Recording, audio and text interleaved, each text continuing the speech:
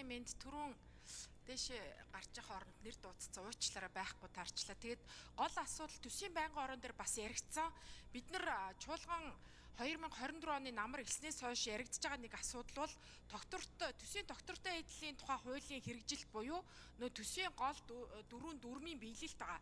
Гэтэл нөгөө талдаа энэ олон улсын байгууллагуудаас гадаадаас зээл босгочдог энийгээ үр ашигтай зарцуулж чаддаггүй, харин ч эсэргээрээ үндсэн төлбөрийн болон хүүгийн төлбөрт явж байгаа. Гэтэ бүртгэдэггүй үед бол угаасаа энэ юунд ордгүй юм байлээ. Баланс. Тэгэхээр хамгийн гол асуудал юу гэхээр энэ хоёр талд байгаа асуудлыг бид нэр төр зуурын хугацаанд буюу төслөөс төсөл шийдэх биш, ер нь үүрдийн буюу байнга доктортойгоор шийдэх асуудал тулгамдсан байгаа шүү.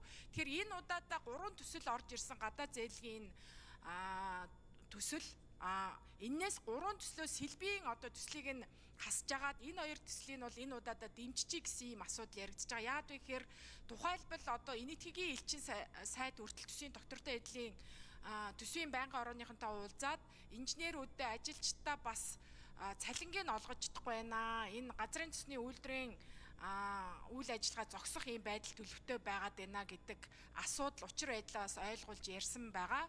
За нөгөө талдаа бид нар бас байнга анхаарах ёстой хоёр дахь том чухал асуудал юу вэ гэхээр нэгэн тийм том бүтээн байгуулалтын ажил мега төслүүд хэрэгжиж эхэлсэн бол гүйцэтгэл дээрээ чанартай гүйцэтгэл дээрээ төсвийн өртөгт байдал нь нэмэгдэхгүй байх тал дээр хугацаа уртсахгүй байх тал дээр байнга анхааралтай ажиллах ёстой ийм асуудал байгаамаа.